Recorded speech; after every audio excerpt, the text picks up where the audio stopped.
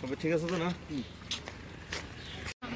সেদিন কদমতলা বাজারে দোকান বন্ধ করে মানে ওই ঝামেলার করে বাসা ফেরার পথে পুলিশের গুলিতে মারা যায়। তারা আমাকে গিয়ে বলেছিল তোমার দুটো বাচ্চা আছে, যা হবার হয়ে গেছে, এখন আমরা তো আর করতে পারবো না, তো তোমাকে 4 লক্ষ টাকা দিব আর তোমার একটা চাকরি দেব, এই কথা বলে। তারপরে আমরা কে বলেছে কথাটা? ওই যে এসপি কদমতলা থানার এসপি ভানুব্রত চক্রবর্তী তাইনে বলেছিলেন সেদিন। তারপরে আর কিচ্ছু এখন আমরা দেওয়া হয়নি, আমরা কিছু পাই নাই। তারপরে আমরা এখানে আইসি, এইটা আমরা মানে করার লাগিয়া, এই যে ন্যায়ের বিচার পাওয়ার লাগিয়া। আপনার নাম? আমার নাম স্বপ্না বেগম। আজকে মূলত গত 6 অক্টোবর ধর্মনগরের কদমতলায় পূর্ব পরিকল্পিতভাবে যে সাম্প্রদায়িক হিংসার ঘটনা ঘটে, তাতে আলফেসানি আহমদ পিতা আমির উদ্দিন তিনি পুলিশের গুলিতে খুন হন। ওনার স্ত্রী স্বপ্না বেগম আজকে এখানে উপস্থিত আছেন, তিনিও একটা দরখাস্ত করেছেন কমিশনে, মানবাধিকার কমিশনে, এই কারণে যে পুলিশ আজকে বলছে যে পুলিশের গুলিতে সে মারা যায়নি। কিন্তু স্বপ্না বেগমের বক্তব্য, পরিবারের বক্তব্য এবং যারা আই উইটনেস ছিল সেদিন বাজারে হাজার হাজার মানুষ, প্রত্যেকের বক্তব্য যে পুলিশের গুলিতে আলফেসানি খুন হয়েছে এবং সানজিদ আহমেদ চৌধুরী তার বা পায়ে নীর নিচে সেখানে গুলি লাগে, সে আহত, সেও আই উইটনেস। এবং এখানে বাজারে উপস্থিত আরেকজন আই উইটনেস আছে, তিনি বাজারে উপস্থিত ছিলেন, তাদের সামনে গুলি হয়েছে। তো এখন পুলিশ যে এফআইআর করেছে, এফআইআরে বলছে যে গুলি করেছে মিসক্রিয়েন্টসরা, দুষ্কৃতিকারীরা, তারার গুলিতে এই ধরনের ঘটনা ঘটেছে। কিন্তু পুলিশ এই কথাও এফআইআরে বলেছে পুলিশও গুলি করেছে, কিন্তু এটা ব্ল্যাঙ্ক ফায়ার। তারা বলছে যে আমরা একে ডিসবার্স করার জন্য, যে আনরুলি মব ছিল, বেআইনি যে জমায়েত ছিল, এটাকে করার জন্য, ছত্রভঙ্গ করার জন্য আমরা ফায়ার করেছি। হ্যাঁ, তো এখন আমরা এই কারণে এসেছি, আমিও আজকে একটা সিপিআইএমএল পার্টির রাজ্য সম্পাদক হিসাবে আমিও কমিশনে আজকে দরখাস্ত দিয়েছি যে জুডিশিয়ারি এনকোয়ারি চাই। হ্যাঁ, ডিস্ট্রিক্ট জাজকে দিয়ে এটার তদন্ত করতে হবে, কারণ পুলিশ গুলি করেছে, পুলিশই তদন্ত এটা আসবে না এবং পুলিশ এটাকে আড়াল করছে। আর যেখানে এটা পূর্ব পরিকল্পিতভাবে হয়েছে, প্রশাসনের মদত ছিল এই হিংসায়, স্বাভাবিকভাবে পুলিশ কখনো বা প্রশাসন কখনো এটা উন্মোচিত করবে না।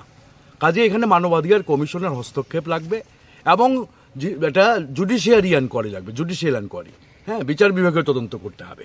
এই দাবিতেই আজকে আমরা এখানে মানবাধিকার কমিশনের কাছে এই দরখাস্ত দিয়েছি, আমরা কমপ্লেন করেছি এবং স্বপ্না বেগম নিজেও কমপ্লেন করেছেন যে আমার স্বামী পুলিশের গুলিতে মারা গেছে, হ্যাঁ, আমি এটার ন্যায় বিচার চাই।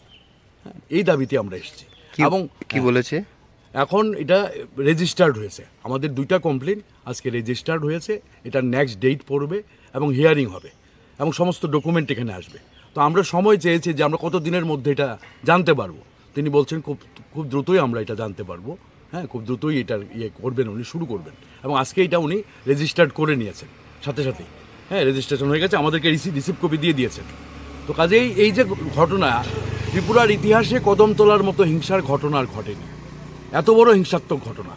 হ্যাঁ, 103টা দোকান পাট সমস্ত পুড়ে ছারখার হয়ে গেছে, আলফেসানির মৃত্যু হয়েছে, ঠিক আছে, এবং সানজিদ আহমেদ চৌধুরী সে আহত হয়েছে। হ্যাঁ, আরও ব্যাপক মানুষ এখানে ক্ষতিগ্রস্ত হয়েছে।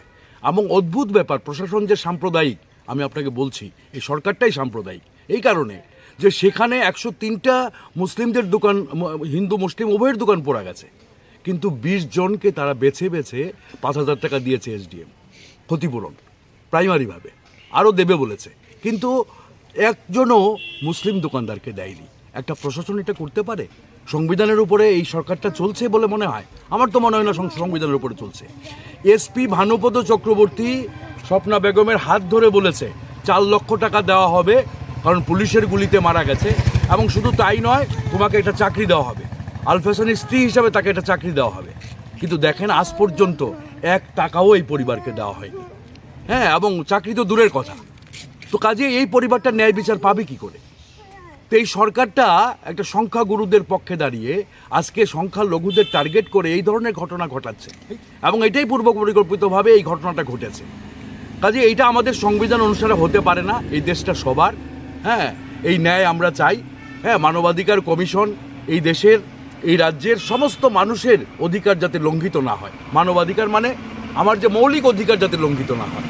আজকে একটা পরিবারের মানুষ খুন হয়ে গেছে পুলিশের গুলিতে, হ্যাঁ, সে ন্যায় বিচার পাবে না। তার মৌলিক অধিকার কি? 21 নম্বর অনুচ্ছেদে পরিষ্কার বলে আছে জীবনের অধিকার মৌলিক অধিকার। হ্যাঁ, তো এই পরিবার থেকে এই একটা বাচ্চা, আরও একটা বাচ্চা আছে 3 বছরের, এই দুটো বাচ্চা নিয়ে এই মা কি করে বাঁচবে? এই মা বাঁচার জন্য, হ্যাঁ, 21 নম্বর অনুচ্ছেদে সে কি তার জীবনের অধিকার পাবে না? কাজে জীবনের অধিকার দিতে হবে। এই কারণে আমরা মানবাধিকার কমিশনে এসেছি যে পুলিশ আড়াল করছে, সরকার আড়াল করছে। হ্যাঁ, আমরা আশা করব যে সংবিধানের মাধ্যমে আমাদের এই অভিযোগ লিপিবদ্ধ হবে এবং আমরা ন্যায় বিচার পাবো এবং রাজ্যে সাম্প্রদায়িক সম্প্রীতি অটুট থাকবে। রাজ্যে জাতি, উপজাতি এবং সংখ্যালঘু মুসলিমদের সাথে আমাদের যে ঐতিহ্যগত যে পরম্পরা সম্পর্ক, এই সম্পর্ক আমরা ভাঙতে দেব না। এটা কদমতলা আবার ঐক্যবদ্ধ কদমতলা হবে। হ্যাঁ, এটাই আমরা এই আহ্বান দিতে চাই মানবাধিকার কমিশনের সামনে দাঁড়িয়ে। হ্যাঁ, সংবিধানকে শপথ নিয়ে আমরা এই কথা